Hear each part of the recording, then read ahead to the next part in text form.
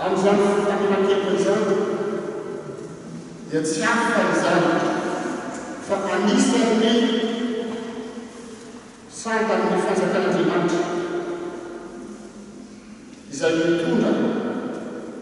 ny fiainantsika kristianina. Ary tokony hiaina amin'izany isika. Ilaina miaina amin'izany isika. Ary afaka miaina amin'izany fanjakan'Andriamanitra izany isika. Io no ivelomany sy zanak'Andriamanitra sy rehetra izay ao amin'ny fanjakan'Andriamanitra. Ny teloko-pazarantsika androany anisan'izany ny epistily Romanina izay nivakiana teo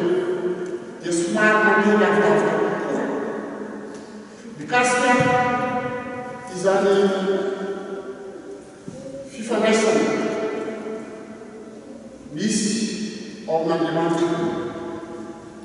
sy amin'ny zavatra ny voalohany izany. Raha ny amikasika ny fifandraisan-kely, mikasika ny amin'ny fifandraisan-kely izay fanaovan'ny fisanjakan'Andriamanitra dia tsy hafa izany fa ny fifandraisantsika sy ny fifandraisantsika samy isika izany. Fa ao amin'izany fanjakan'Andriamanitra izany dia mandeha lavitra ho ao amin'ny epistily Romanina mikasika ny amin'ny fifandraisan'Andriamanitra sy ny zavaboary hafa izay mivolony. Ny amin'ny fifandraisan'Andriamanitra amin'ny tontolo sy amin'ny natiora. Arak'izay lazainy teo hoe Andriamanitra dia miavriny ny zavatra rehetra. Izy Andriamanitra no miazo azy. Izy koa vaky. Izy anery ny voninahitra. Miresaka indrindra zany amin'ny fifandraisan'Andriamanitra ny fitondran'Andriamanitra ny zavatra mifono, ny zavaboary, ny tontolo, ny biby.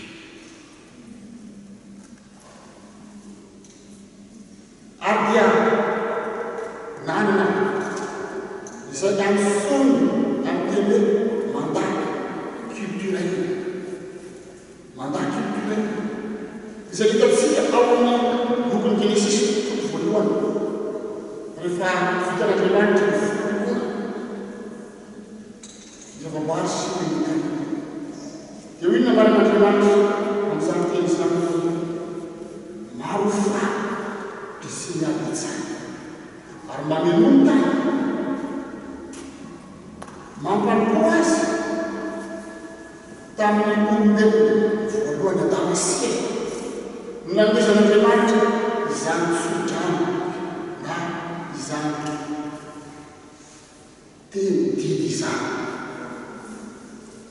Fa ny olombelona izay nataon'Andriamanitra ambony indrindra ny zavatra mifono sy nataon'Andriamanitra mpiara-miasa aminy eo amin'ny fampanjaniana ny asa mpambolona izay nataony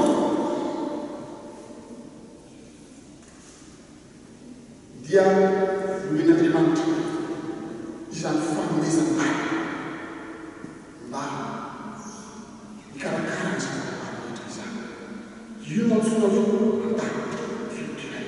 Ny fifandraisan'ny olona samy olona amin'ny alalan'ny fitombolony taranak'olombelona ka isiny ny fiarahamonina sy ny fifandraisan'ny olona amin'ny zavaboary hafa rehetra, ny tontolo manodidina, ny tany sy ny biby amin'ny alalan'ny amam-pon'ny olona amin'izany zavaboary izany. Ary ny fikel'Andriamanitra indrindra eo amin'ny fanomezana izany mandaty culturel izany dia nisy ny fahatsarana, ny isehoany ny fahendrena, ny isehoany ny enina izay lazainy tamin'ny Romanina faharoa ambin'ny folo amin'ny teny iray amby hoe izy ane nomeny voninahitra. ny hitana izay fifanasak'Andriamanitra namoron'Andriamanitra mety namivanitra teo amin'izany fanofonony izany ka nanaovana ny saitelo ame saitelo tsara indrindra ary tian'Andriamanitra hitatra zany fa tsarany saitelo zany ny zavaboary fanofonony ka ny olombelona no novidiny mampiaraka samy akaiky eo amin'ny famazaniny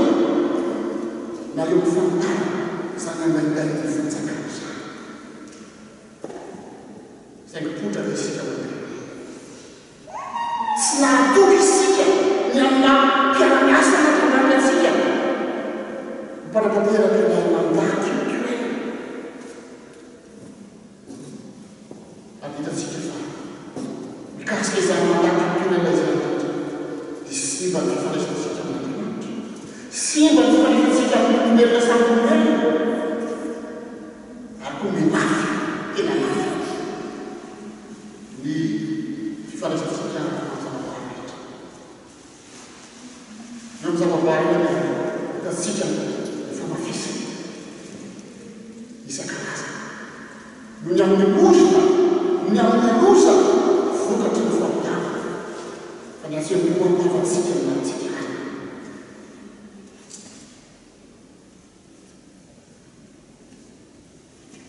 fa na dia eo aza zany fapitratsika olombelona zany na dia eo aza zany fisaratsika n'Andriamanitra tsy fahatotsika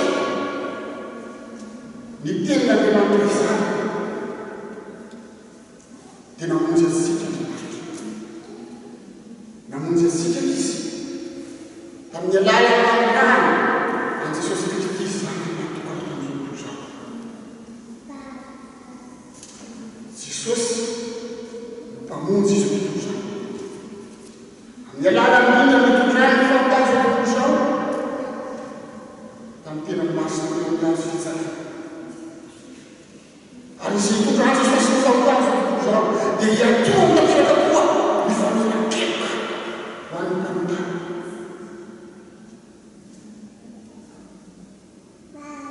ary noho izany nahatonga ny Jesosy ny fanisangana tamin'azy izy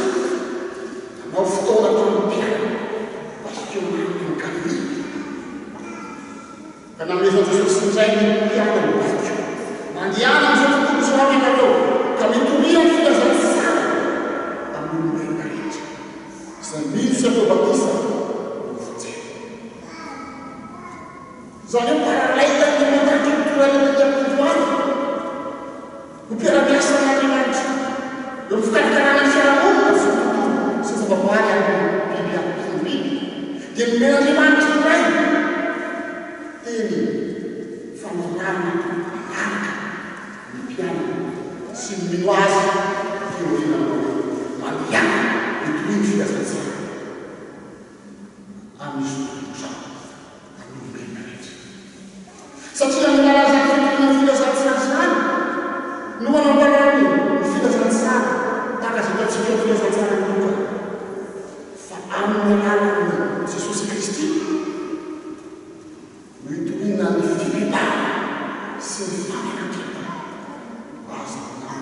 fahatsara amin'ny alalany fitorina Jesosy fitorina ny vaovao-farina ny filazantsara lasa mpamintsana zay latona no alorona Andriamanitra ny fipetana sy ny faminakena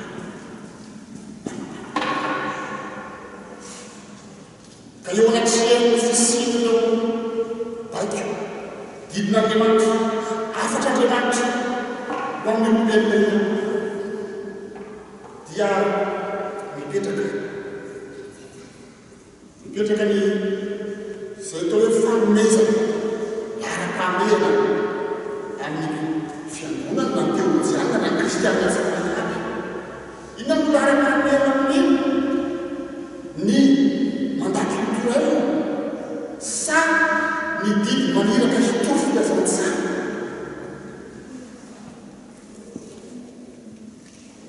raha ny amin'ireo zay mitana ny hevitra hoe social gospel dia manindry kokoa ireo ny resaka mandaty culturel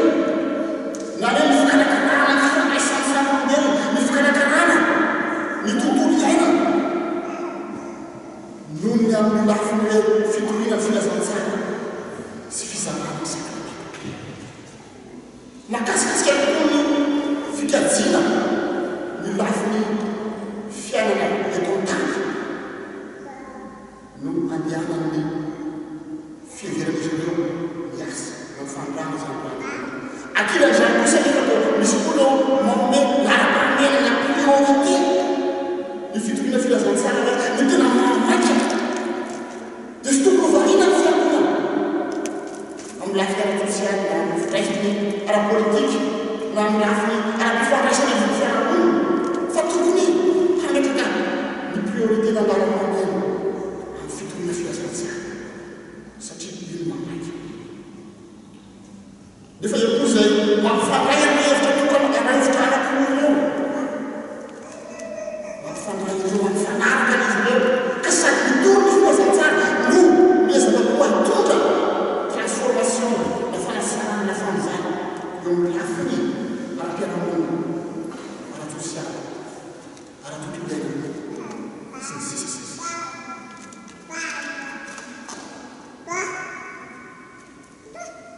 aiza amin'ireo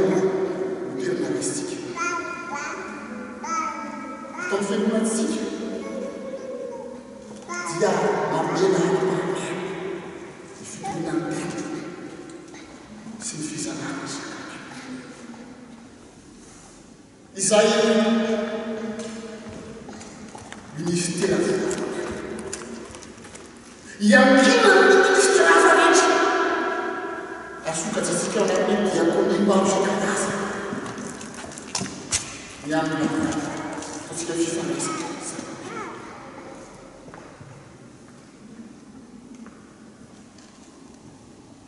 mikasika izany indrindra ho iaho teniam-piangonana ten'andriamanitra anjaratsika amin'ny andro amavity dia mikasika io lara-pahamena io mikasika io ministera fototra io izany hitoriana ny filazantsara sy izarana sakramento satria avan'izany no alohan'andriamanitra sy am'sol'andriamanitra ny olona ho amin'ny fidebana ny fiakeam-paotany sy alohan'andriamanitra azy ny mampiasakasaka antsika aloha dia zay hanan'ny olona fifandraisana fiverenan'ny fifandraisana iray amin'ny andriamanitra io aloha mampiasakasaka antsika ary dia resany taisa zay votomalantsika teo izay nataon'andriamanitra indrindra tao amin'izany amin'ny anaran'i Jesosy Kristy mba mifaminana ny hevitra fa ao amin'ny fahazakan'andriamanitra dia maisa andriamanitra mandinika andriamanitra diana mandinika ny fiainany zanantsika miady ny kamo manokana momba tsy dia mandinika an'izany andriamanitra asa iverin'andriamanitra indrindra dia ny ahafahantsika tokoa mahafatrosana ho vita fiavarana aminy ka afaka hipetraka ao amin'ny fanjakana ary natolotra andriamanitra izany ao amin'i Jesosy Kristy fa ny mampalahelo amin'izany fampiasaitana lazay Jesosy izany izy rehefa nahazo fanina kely komen'andriamanitra fa oza ny fisakontany izany ty mpamompody dia tsy namela heloka ny mpamompinamana izy tsy namela heloka ny mpamompinamana izy namana tsy mba namagana andriamanitra mpamindra foa taka sy namagana andriamanitra fotaona izy fa niziryziry mpaminamana ka napiditra azy tanatrana azy vokatra izany dia tezitra ny mpamompony ka nampiatso azy ary namena azy ahitrana izy eto izany ny asa ho amin'ny ten'andriamanitra izany izay nataon'andriamanitra taminao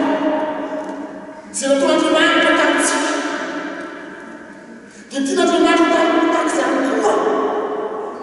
mifantotratsika samy zanaka ampiaina mihetsika dia tokony fampilahena izy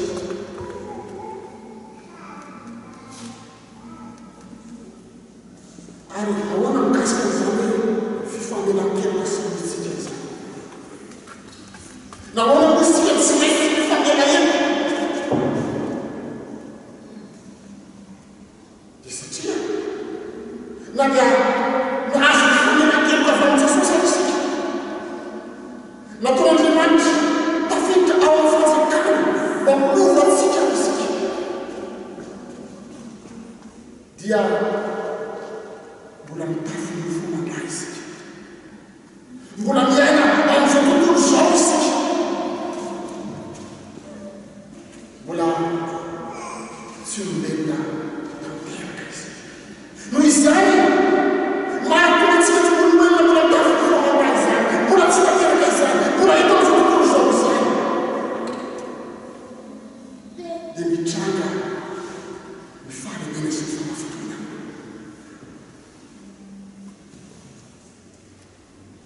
akotsosavakavaotsika zany ka hevitra taka ny fiveran'ny sasany hoe samby ranahaby samby ananahaby atao anatin'ny fanjakan'Andriamanitra ka dia efa mihevitra izy fa misy fiarahamonina tsy misy raorao fifankatsiarana tsy misy disabisa efa lanitra sy paradisa mazava fa imarana fambarana ny amin'ny Jesosy eto ny amin'ny dinga no tokony atao manampanao manambary zany araka ny bian'i Jesosy eto fa tsy maintsy tonga ny fanafika ary efa tonga zany fanafika izany ahoana ny fomba atratratsika sy fikendren'Andriamanitra satria ny fikendren'Andriamanitra dia ny ananatsika maloka rehetra fibebana ny aza mosika rehetra famelan-kelona ny aza mosika rehetra tsy akanavaka fiafana io ny fikendren'Andriamanitra io ny vokatry ny asa-pamonjena nataon'i Jesosy fibebana famelan-kelona fiafana tamin'Andriamanitra fiafanana amin'isika zanaka efa mitrangara ny fantapahany fifanaisana ny disabisa tatratsika ve fikendren'Andriamanitra samy famohitra n'izany no hiaina ny zanak'Andriamanitra ao amin'ny fanjakan'Andriamanitra rehefa mitranga ny fantafatoana masony disabisa tsy zay rehetra mety nahatezitra dia vao maika anampitony fankalana zany vao maika anampitony aty zany ka miafaratra amin'ny fofonaina sy ny fahafanasana satria izany izany mifalinena vao ray mifitona matetika rehefa misy dingana tero ambaran'i Jesosy hoe amanota aminao ranahanao dia aoka hitokana amin'ny privé ianareo rehefa tsy mena aminao amin'iny izy dia mitondrava olombelona dingana foana rehefa tsy mety meny vaolombelona izy amanao afona dingana foantena ary amin'ny farany fa mbola manamantena tsy miala taotany izy dia atao fitakanao amin'iny ny andraisan'ny fiangonana izany izany tahaka hoe procédure juridique discipline ady ataon'ny fiangonana matatra ny réglement intérieur zany fa rehefa misy zavatra mitranga ao ireo dingana atao ny fara hatramin'ny excommunication raha vao misy amin'izany fijerena misy izany ny fampianarana izao fampibana ny namana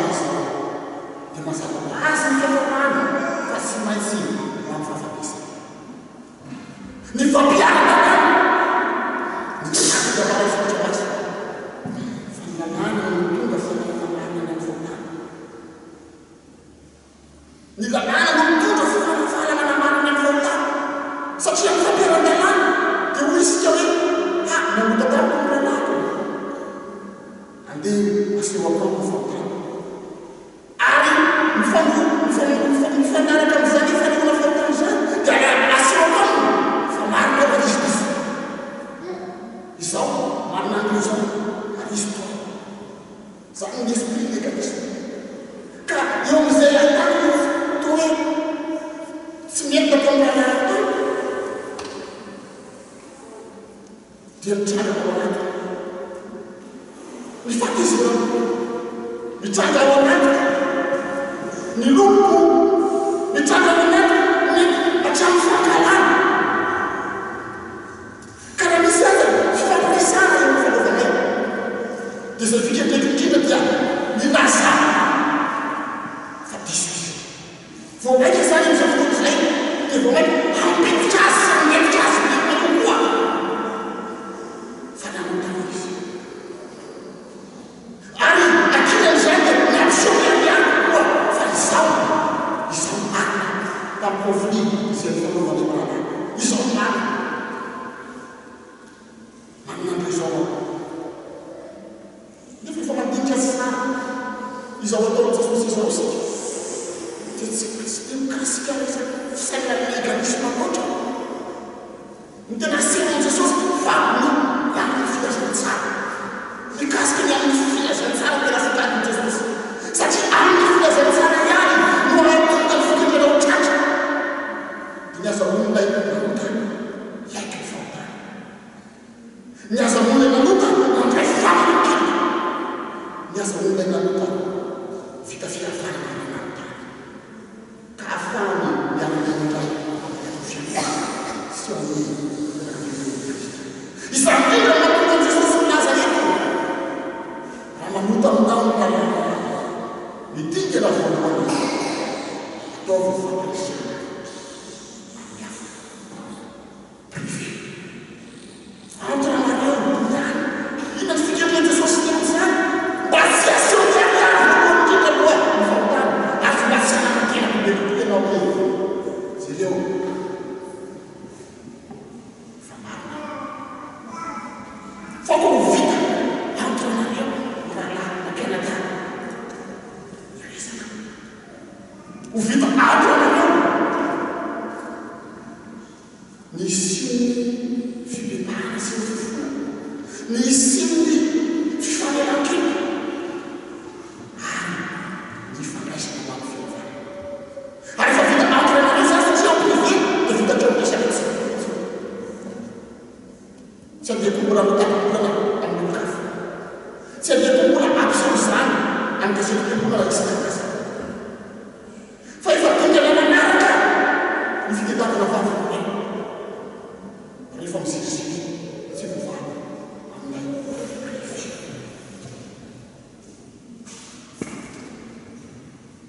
ny filazantsara Jesosy dia filazantsara mamerina, filazantsara manome aina satria tondra famelan-kelona ho antsika. Sarovy fa isika koa mety hamafitohina ny hafa fa tsy zara isika foana mety hanafitohina ny hafa koa isika satria mbola ao amin'izao tontolo izao isika mbola mitafy fa mamraisika. Ary eo anivony zany indrindra no ipetrahany zao tontolo izao ny fikendrena indrindra ny amin'izany dia ny atongatsika ray fo, ray saina, ifandray, hovava iray, fo iray no rahantsika manompo an Jesosy no ao anatin'ny fiangonana. Ny fikendrena amin'izany indrindra dia ny atongatsika hifampizara fiainana, hifampizara fivavakana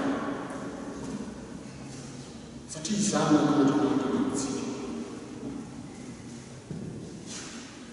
Ny fiangonana ry zanak'Andriamanitra izay novelomina Andriamanitra tamin'ny alalan'ny fanalan-keloka na olona indrindra tamin'ny fandraisana Jesosy fitsanganany tamin'aty.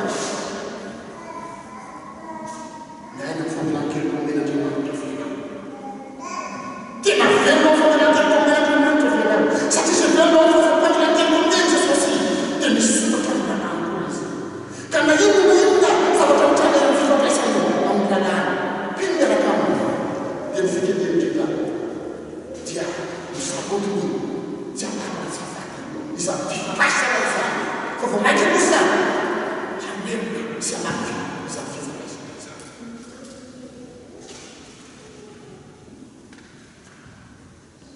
tsy lavaka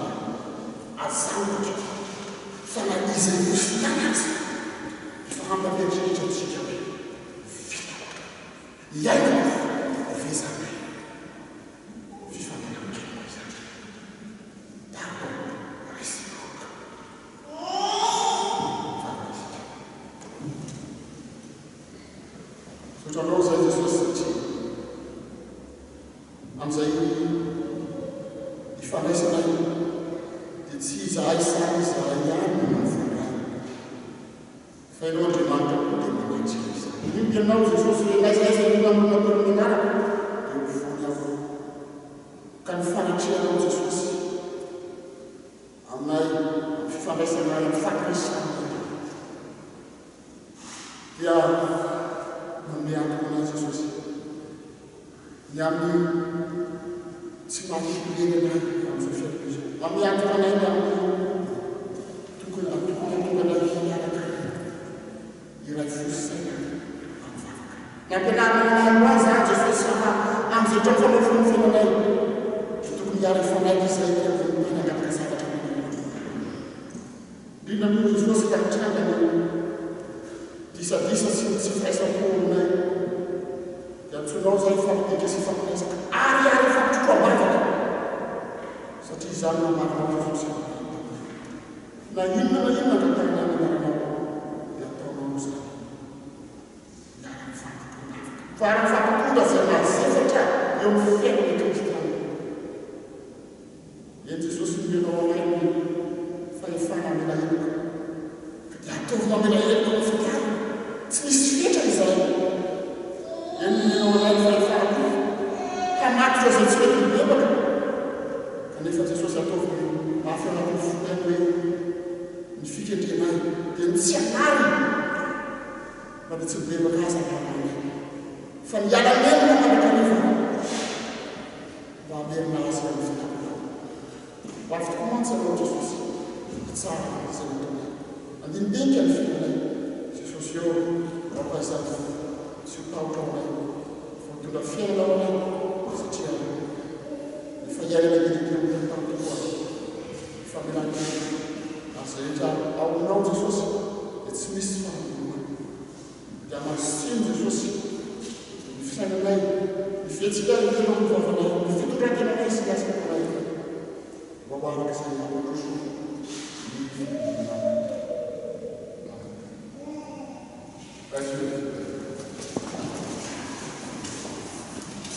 aminareo hoe lasoava sy ny fiadanana aman'Andriamanitra